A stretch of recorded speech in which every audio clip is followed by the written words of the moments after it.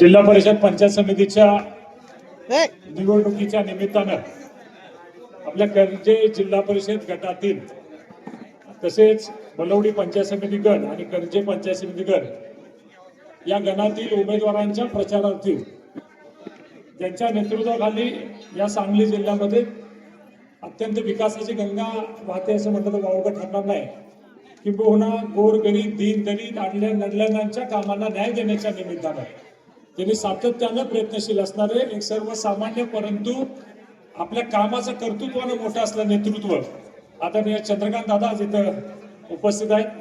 दादा, तुमच्या उपस्थितीमुळं ह्या संपूर्ण गटामध्ये एक सकारात्मक वातावरण किंबहुना एक ऊर्जा भरण्याचं काम आपण केलं ना. आपण या कार्यक्रमाला उपस्थित राहिला त्याबद्दल आमच्या सर्वांच्या वतीनं जोरदार टाळ्या वाजवून दादांचं आपण इथे स्वागत केलं. या कर्जे जिल्हा परिषद गटाच्या या निवडणुकीच्या निमित्तानं या जिल्हा परिषदच्या निवडणुकीच्या निमित्तानं एक चांगलं सक्षम असा पर्यायी नेतृत्व म्हणून सुप्रिया सुनील पाटील यांना आपण दादा इथे उमेदवारी दिलेली आहे.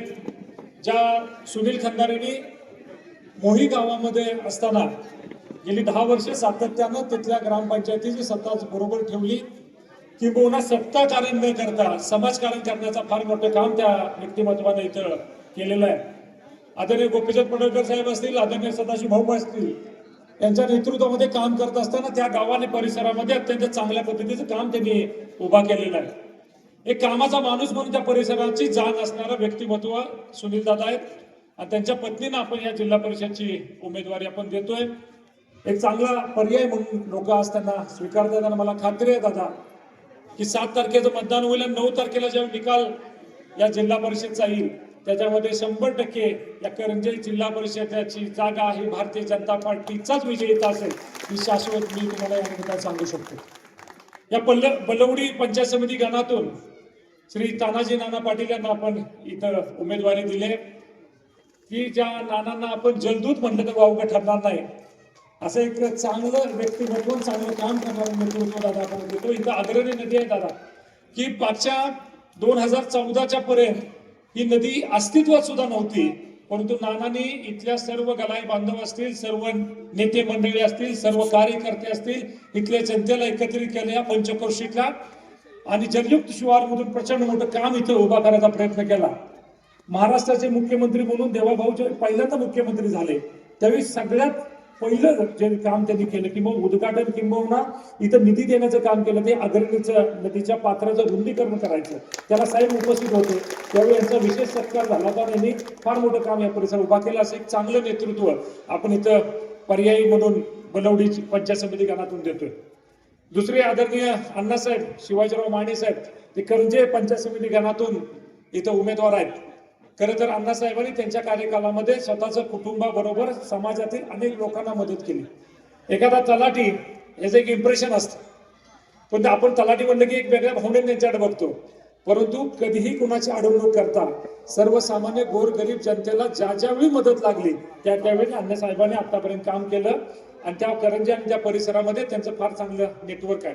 एक उद्यमशील कुटुंबातनं ते आलेले आहेत आणि चांगल्या पद्धतीचं काम ते या परिसरात करतात. असे चांगले सक्षम असे पर्यायी चांगले उमेदवार आपण दादा इथं देऊ शकलेलो आहे.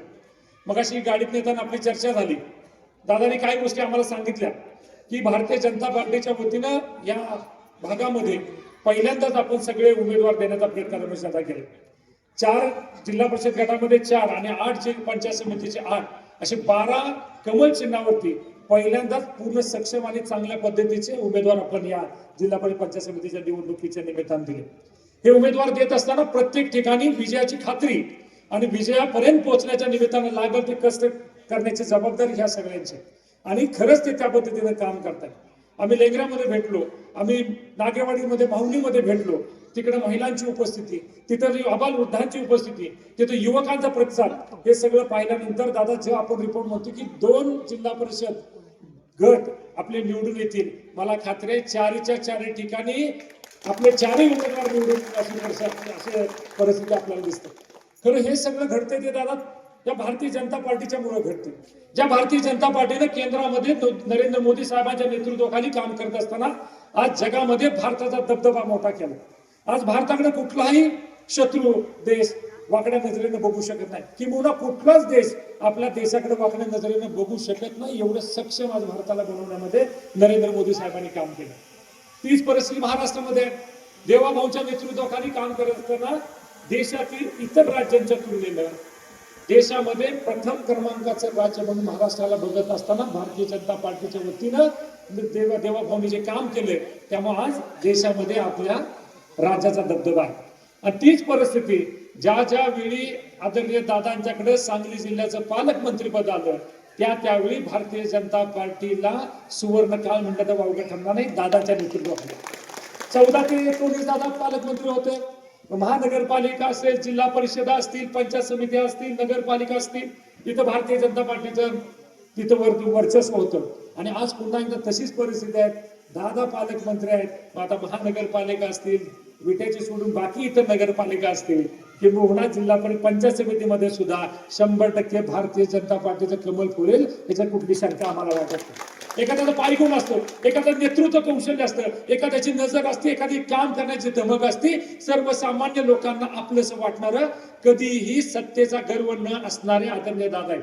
आज दादांच्यावर फिरत असताना, काम करत असताना एक अभिमान वाटतो की आपण आपल्या एका सहकार्यावर काम करतोय अशी भावना त्याच्यामध्ये असते.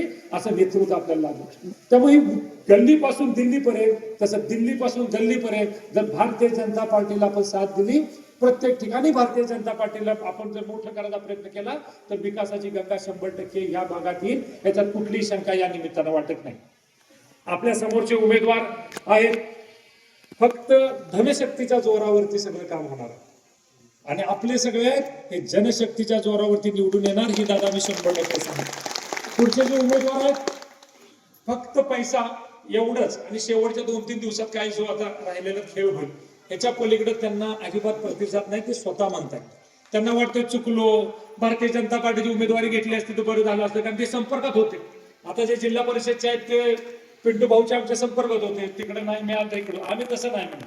जो एक लिस्ट आहे, जो सातत्यानं भारतीय जनता पार्टीचं काम करतोय, भले तो सर्वसामान्य असेल, तो त्याच्या ताकदीवरती त्याला आम्ही सगळी ताकद देऊन 100% एका सामान्य कार्यकर्त्यालाच आम्ही उमेदवारी देणार हे आम्ही ठरवलं होतं. त्यांचे शेवटच्या दिवशी बरेच फोन येत होते की जमतंय का बघा, मागं घेताय का बघा, नुसतं एपी फॉर्म तरी द्या. आम्ही त्यांना सांगितलं नाही, आम्ही एका सामान्य आणि एक निष्ठ कार्यकर्त्यांना उमेदवारी देतोय. म्हणून सुनील दादांच्या मंडळीला आम्ही उमेदवारी दिली आणि आज आम्हाला फार चांगला प्रतिसाद त्यामध्ये. तीच परिस्थिती पंचायत समिती करणार. खरं तर इथं जे पंचायत नानांच्या समोर जे उमेदवार आहेत दुसरे नाना, त्यांना सुहासचे नाना आपणच केलं. पिंटू भाऊ, सचिन भैया इथं उपस्थित आहेत, आपणच त्यांना नाना ही उपाधी दिली. सुरुवातीला त्यांना पंचायत समिती तिकीट दिलं, काय थोडक्या फरकाने ते पडले, पण जिल्हा परिषदेला रात्रीचा दिवस करून त्यांना जिल्हा परिषद सदस्य केलं हे त्यांनी विसर नाही पाहिजे. खरं तर नैतिकतेने त्याने आपल्या बरोबर यायला पाहिजे होतं. ठीक आहे, हरकत नाही, तुम्ही जिथं आहात तिथं लकला पाहिजे. फक्त काय झालं, इन्स्पेक्टरचे हवालदार झाले, एवढंच एक. आपण त्यांना इन्स्पेक्टर गेलो होतो, ते आता हवालदार झाले, जिल्हा परिषदवरनं पंचायत समितीला आले. खरं तर ही डिमोशन व्हायला नाही पाहिजे होतं त्यांचं, हरकत नाही, त्यांना तिथं बरं वाटत असेल. पण मी या निमित्तानं सांगतो, हे सगळं जरी बाजूला ठेवून आपल्याला विकासाची गंगा जी भारतीय जनता पार्टीच्या वतीनं आपल्याला या तालुक्यात मतदारसंघात आणायचे, त्याच्यासाठी आपल्या इथं दादा अशा आमच्या मतदारसंघात परिस्थिती आहे. एक गोष्ट सांगतो आणि 2 मिनिटात माझं भाषण होतं. त्यांना दादांना आपल्याला ऐकायचं. एक खेडेगाव असतं, असं डोंगराळ भाग असतो, त्या डोंगराळ भागामध्ये असं इलेक्शनचं वातावरण असतं ना, तिथं ते जे नेते मंडळी असतात ते त्या मतदारसंघाचे प्रमुख असतात, ते त्या भागामध्ये जातात. दुर्गम भाग असतो, जातात, तिथं अशीच बैठक होती. त्या बैठकीत अशी चर्चा करते, तुमच्या काय काम आहेत मला सांगा, जे काय तुमचं काम असेल तुम्ही 100% करायचं मी ठरवतोय, करतो, असा ते शब्द त्यांना देतात. मग तिथले लोक म्हणतात, आता ज्या तुम्ही रस्त्याला आला तो रस्ताच थोडा व्यवस्थित करून घ्या, दळणवळणाची फार अडचण आहे असं ते त्यांना विनंती करतात. ते लगेच त्यांचा फोन उचलतात आणि कुठेतरी फोन लावतात आणि फोनवरती सांगतात, हा हे झालं पाहिजे, हे एस्टिमेट करा, असं करा, तसं करा, हे करा, ते करा, सगळं सांगतात. आणि त्यांना सांगतात की 1-2 महिन्यात हे काम मार्गी लागेल. तिथले लोक सगळे आश्चर्यचकित होऊन त्यांच्याकडे बघत असतात. ते म्हणतात, दुसरं काम तुम्ही आमचं ऐकलंच नाही, इथं मोबाईलच्या टावर नाही, टावरला रेंजच मोबाईलला नसते, तुम्ही कोणाला फोन लावला. ही परिस्थिती आपल्या मतदारसंघाची. दादा इथं फक्त शब्द दिले जातात, काम आमच्या मतदारसंघात काय होत नाही. एका बाजूला गोपीचंद पडळकर साहेबांनी जतमध्ये प्रचंड विकास निधी तुमच्या माध्यमातून, देवाभाऊंच्या माध्यमातून अनेक विकास कामाला न्याय दिला. पण 6 वर्षात आमच्या ह्या विधानसभा मतदारसंघात अनेक कामं नुसती बोलली जातात. विधानसभेच्या निवडणुकीच्या वेळी त्यात कुठल्याही कामाला न्याय मिळाला नाही. विनंती करतो दादा तुम्हाला, आम्ही या भारतीय जनता पार्टीचं सरकार आहे, इथं मुख्यमंत्री भारतीय जनता पार्टीचे आहेत, की तुम्ही आता आमचा विकासाचा बॅकलॉग तुम्ही भरून दिला पाहिजे. आम्ही इथून जिल्हा परिषद पंचायत समितीला तुम्हाला विजय मिळवून देतो. हे तुम्हाला या निमित्ताने मी दादा सांगतो, विकासाचा बॅकलॉग आहे. आज सुद्धा विरोधक त्यांच्या पॉम्पलेटवर सांगतात विकासासाठी ह्यांना निवडून द्या. मी इतक्या वर्ष केलं काय? आज 25 वर्ष जिल्हा परिषद पंचायत समिती तुमच्याकडे आहे. मागचे सदस्य कोण होते तर नाव सुद्धा माझी माता भगिनी सांगू शकत नाही. महिला सदस्य होते जिल्हा परिषदला, त्यांचं नाव सुद्धा सांगू शकत नाही. ही कामाची पद्धत आहे. कोण मागच्या पंचायत समिती सदस्य होतो याचं नाव तुम्हाला लक्षात नाही. एकाधिकारशाही, फक्त मी म्हणेल ते, मला वाटेल तसं आणि मी सांगेल तसं. सागरभाऊ तुम्ही इथं उपस्थित आहे.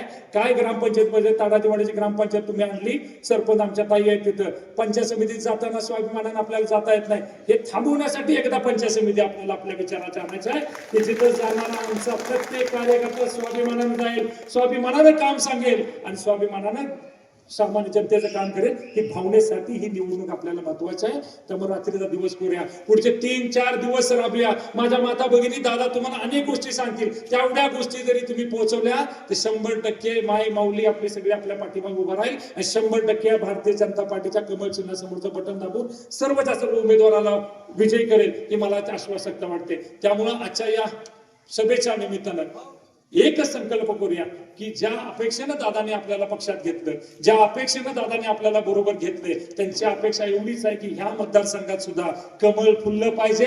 तर मेजर कमळ फुलवून दाखवूया, एवढंच या निमित्तानं सांगतो. थांबतो. जय हिंद, जय महाराष्ट्र. खानापूर तालुक्यातील एकमेव सर्वसमावेशक हक्काचं न्यूज चॅनल विटा लाईव्ह न्यूज चॅनल.